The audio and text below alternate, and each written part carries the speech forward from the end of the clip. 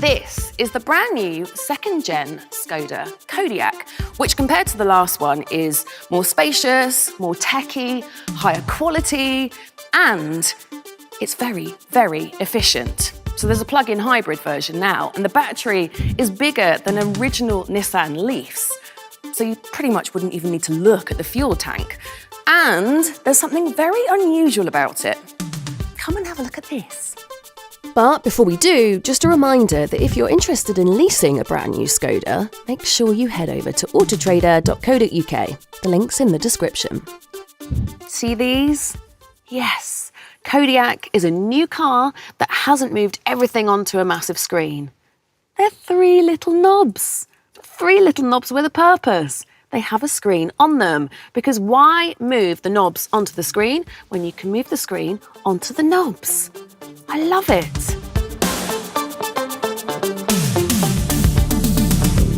They're called smart dials. They're very cool. But first and foremost, they're functional because they control the things you'll want to do quickly while on the move.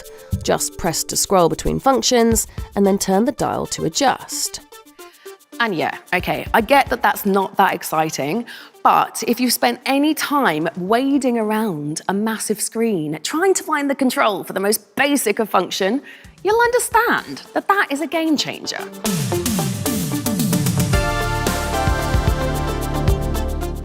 Skoda is using all of the usual adjectives to describe the car. It's powerful, distinctive, striking, but they all say that, right?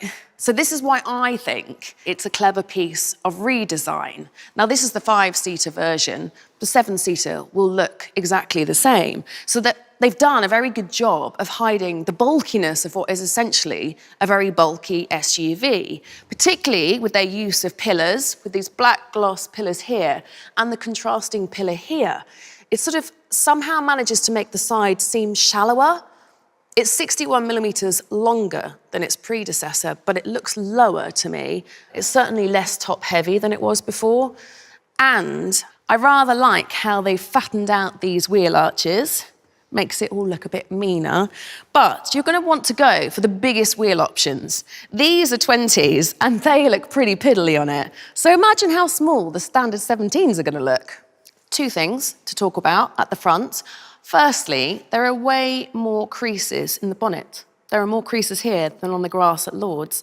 And these optional LED lights through the grille, which I rather like. I rather like the fact that they haven't gone full Ross Geller day glow teeth like they did in the Enyaq.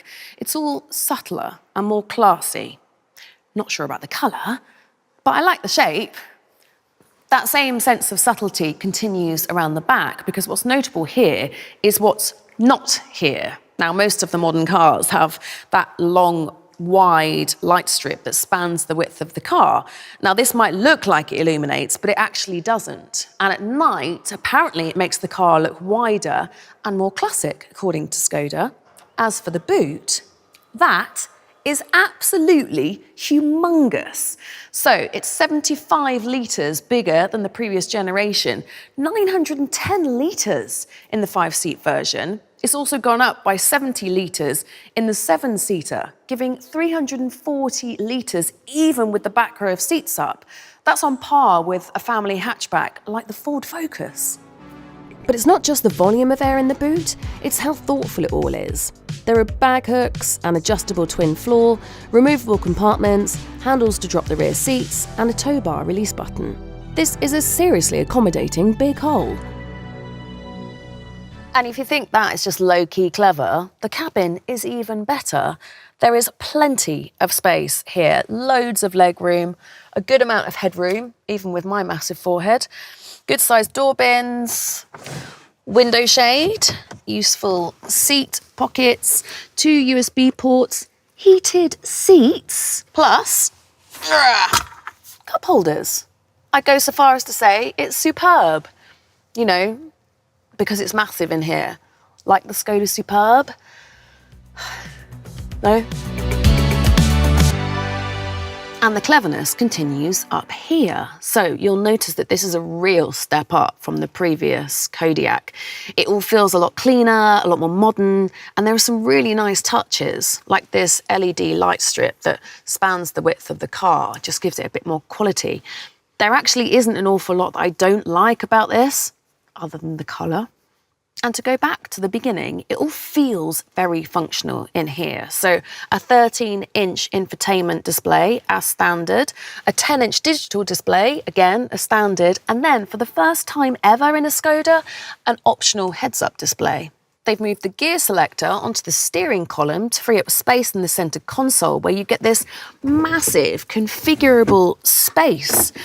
And if you're wondering, all of the cars will have this because there is no manual option, basically because the previous Kodiaq, virtually nobody went for it. So they've bin that for a bigger bin. Not only that, but there are massive door bins, a very large glove box, basically loads of space to store your stuff. Oh, and you can charge 2 phones at the same time wirelessly. And beyond all that, Skoda has kept its practicality greatest hits intact. The ice scraper, the pop-out door protectors, the umbrella, and the USB port for a dash cam, they're all present and correct, but they're joined by a newcomer. This looks like a power bank or a lipstick, but it's actually a fingerprint remover. And it lives in here. Skoda really have thought of everything. Another first for this Kodiaq is the addition of a plug-in hybrid, a very impressive looking one at that. No MPG figures just yet, but Skoda is claiming a 62-mile electric-only range from a 26 kWh battery. And it can charge at up to 50 kilowatt speed.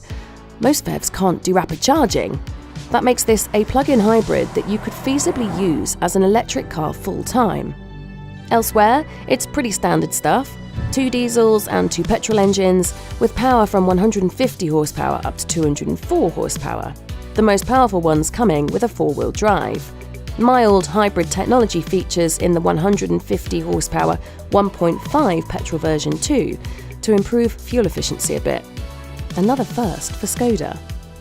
We'll find out more about the spec and the exact price tag when the car lands mid-2024, but given that the current Kodiaq starts at around 35k, you can assume that it will start a couple of grand more. So, potentially best sub-40k family car for 2024? Let me know what you think.